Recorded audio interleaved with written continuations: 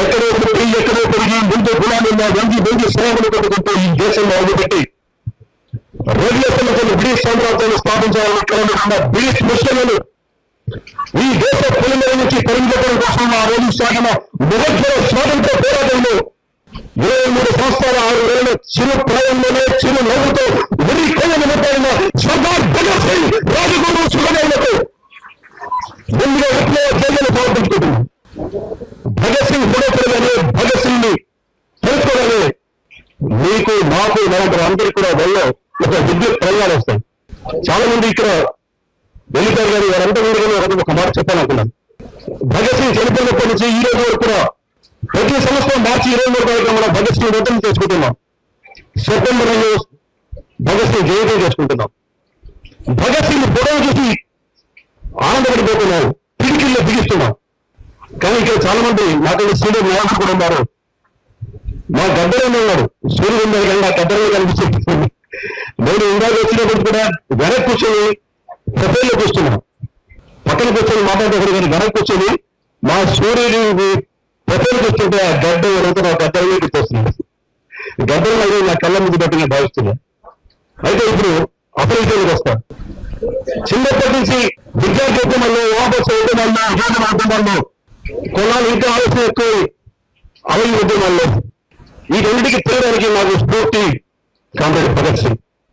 ఏ రోజైనా సరే పంజాబ్ వెళ్ళాలి, భగత్ సింగ్ తిరిగారు, నేను దగ్గరికి వెళ్ళాలి, భగత్ సింగ్ సమాజ్ దగ్గరికి వెళ్ళి నుంచి ఓ బొమ్మం పెట్టుకొని నమస్కారం పెట్టుకొని రియాక్షన్ పంపించుకొని రావాలనుకున్నాను.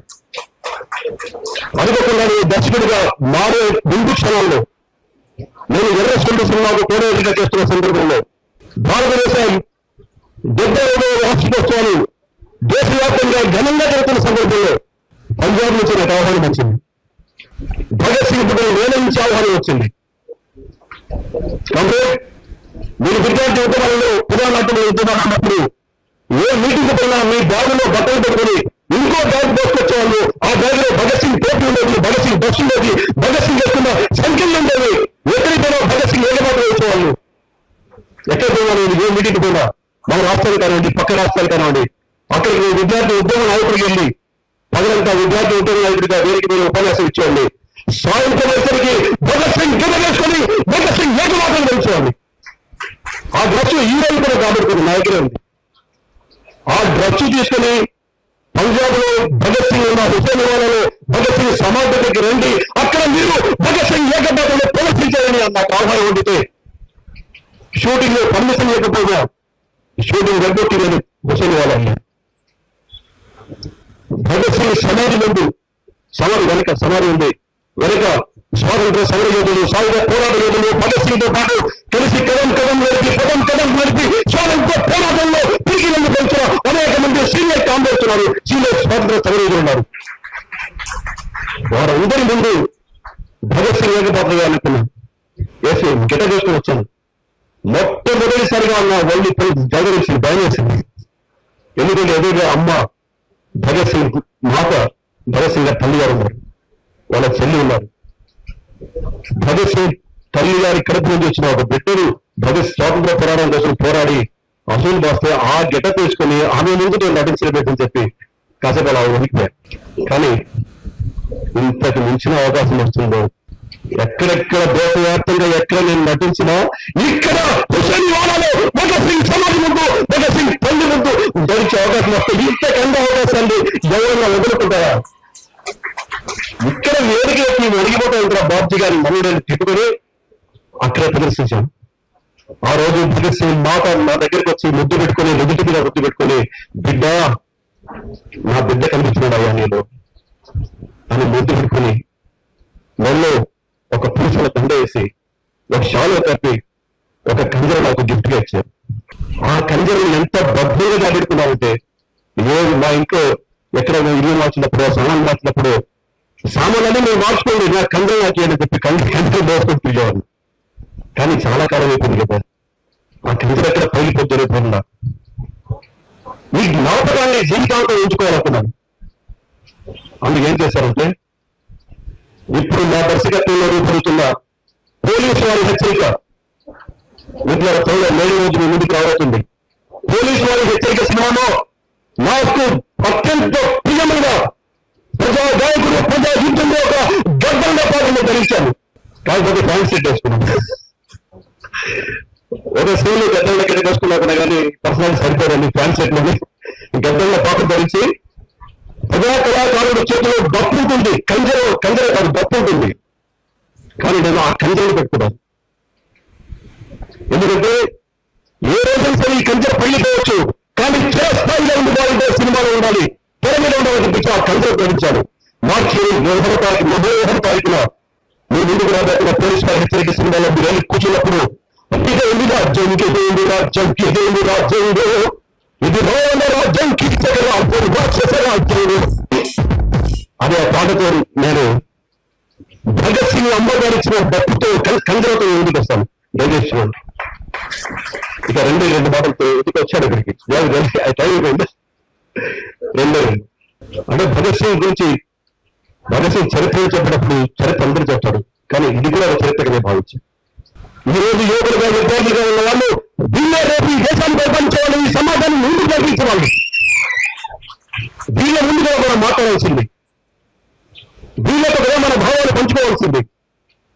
వీళ్ళతో కూడా భగత్ సింగ్ ఏంటి, భగత్ సింగ్ అనగానే ఒక స్వాతంత్ర్యం అని మాత్రమే ఇక్కడ చదివి ఉండొచ్చు.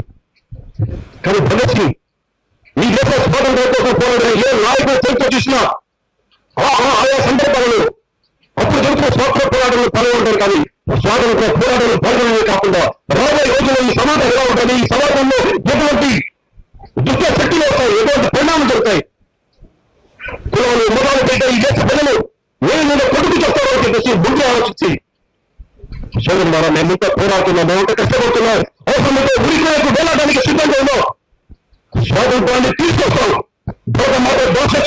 భక్తులు చేస్తాం, తప్పకుండా ఈ దేశానికి స్వాతంత్రం తీసుకొస్తాం. కానీ స్వాతంత్రం తీసుకొచ్చిన తర్వాత ఇదే ఐక్యమత, ఇదే స్ఫూర్తితో మీరంతా ఉండాలి.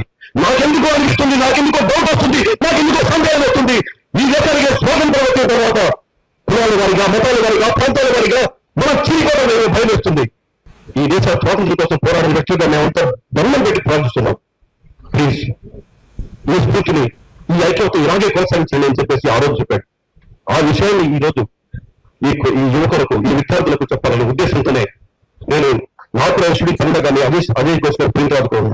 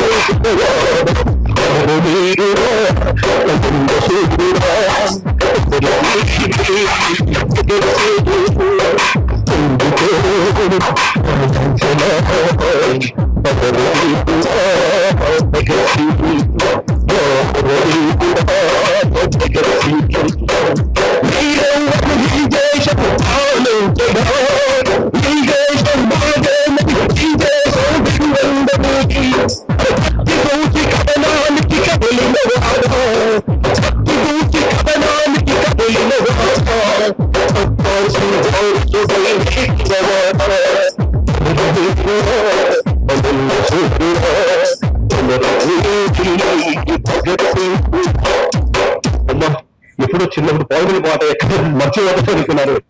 భగత్ సింగ్ మర్చిపోయిస్తాడా?